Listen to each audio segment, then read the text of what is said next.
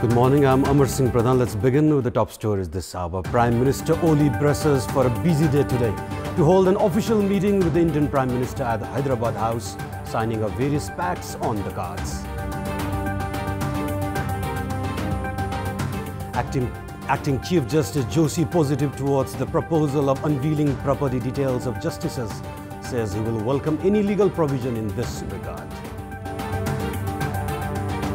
7 Palestinians killed and over 1,000 wounded by Israeli forces as tens of thousands participate in a mass demonstration demanding Palestine refuses right to return. And Kathmandu Goldens advances to the first qualifier at the Dhangari Premier League. Viratnagar Kings faces do-or-die battle in the last group encounter. Let us begin with the latest national political updates.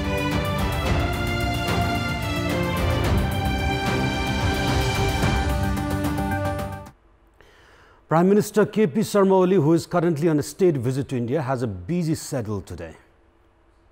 Prime Minister KP Sharma Oli is scheduled to visit Rajghat at 10 a.m. and pay tribute to Mahatma Gandhi's memorial. On his return from Rajghat, Premier Oli is expected to meet Indian President Ram Nath Kovind. It has also been informed that a formal meeting between Prime Minister Oli and his Indian counterpart will take place at Hyderabad House at 11 a.m. The meeting will see the signing of different pacts between the two nations. Meanwhile, yesterday, Premier Oli and Indian Prime Minister Modi held a meeting which was turned unexpected in the Indian Premier's residence. The two leaders have agreed to move ahead by strengthening ties between Nepal and India and putting aside the past disagreements. Prior to the meeting, President of Indian National Congress Rahul Gandhi and former Prime Minister Manmohan Singh had reached the President's residence to hold a meeting with Premier Oli. Likewise, a meeting was also held with the senior leader of Janata Party United, Sharad Yadav. Meanwhile, Prime Minister Oli will receive the Guard of Honour in the President's residence today. He is also scheduled to meet Indian Minister for Foreign Affairs Sushma Swaraj later today. A joint press conference of the two countries is also slated later today.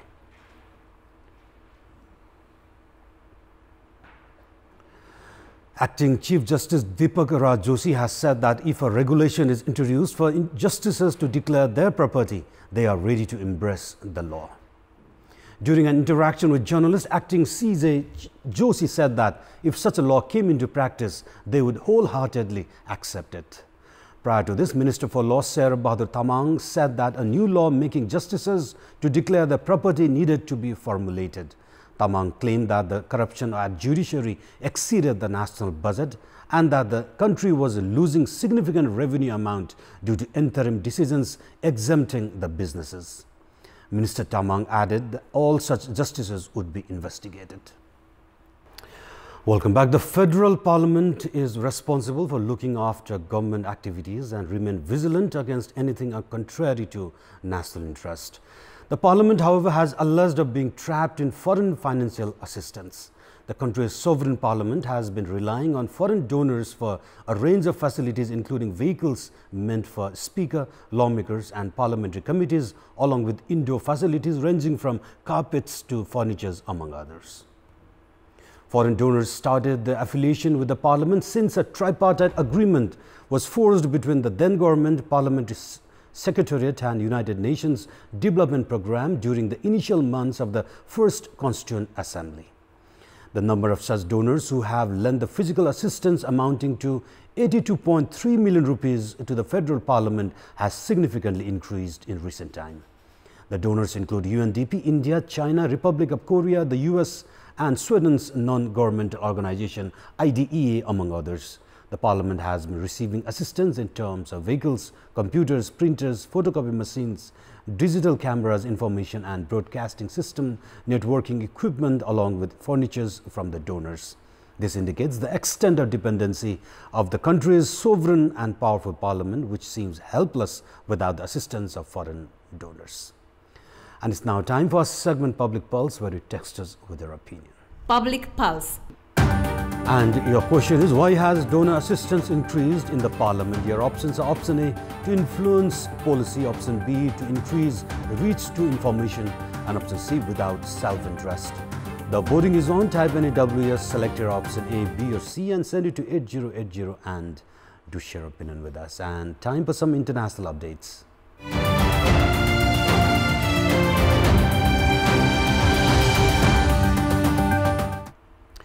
Israeli forces have shot dead 7 Palestinians and wounded more than 1,000 as tens of thousands participated in a mass demonstration demanding the right of return for Palestinian refugees.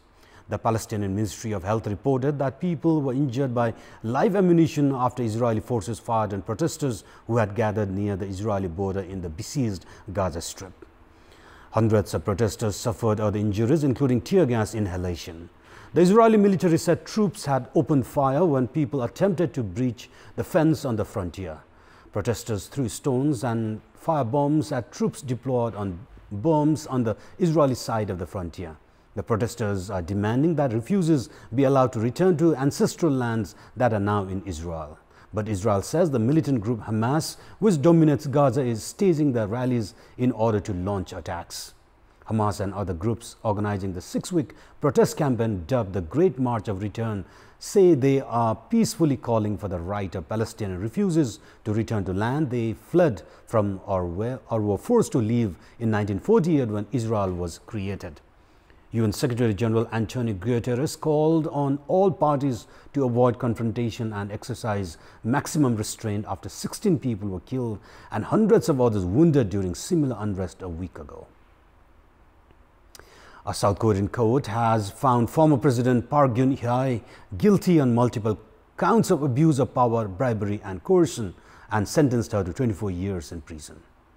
Park's conviction brings to close a corruption scandal which gripped South Korea, upending the country's politics and implicating some of the country's most powerful figures.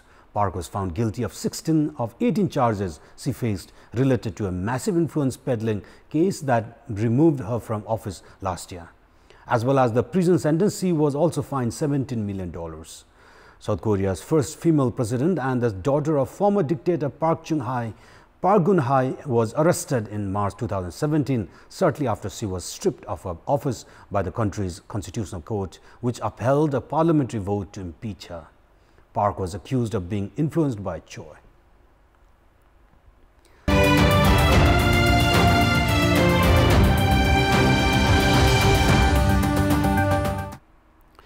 The government has been successful in breaking the transport syndicate in the eastern route of Kotesur following mounting of pressure by transport operators. However, the syndicate across the country in the name of Transport Committee remains intact. Commutation of at least 2.5 million people who use public transport remains at risk due to transport syndicate. The Transport Committee has permitted 4 companies to operate their services in the eastern route of capital's Kotesur. Despite termination of syndicate system with this move, the practice still remains in the different parts of the country. In recent time, there has been over 300 transport operators committees in the country. Experts are of the opinion that as a new vehicle cannot get route permit without the committee's recommendation, the syndicate has thrived under state cover. There is a compulsion to submit between $500,000 to 1.5 million rupees as commission to the committee in order to obtain the permit license. This is not just illegal, but the system can also compromise with the service quality. And in this context, we had asked the residents of Japa, Butwal and Surkhet, how difficult has the syndicate made their daily commute?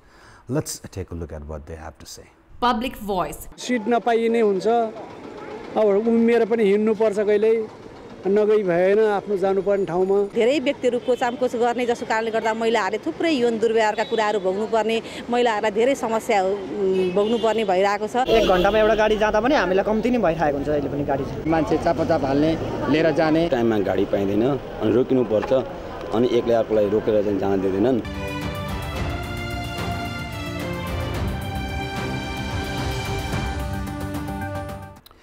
Kathmandu Goldens has progressed to the playoff round of the Dhangadi Premier League. Continuing with its unbeaten run in the tournament, Kathmandu saw Biratnagar Kings by 5 wickets in a match played yesterday.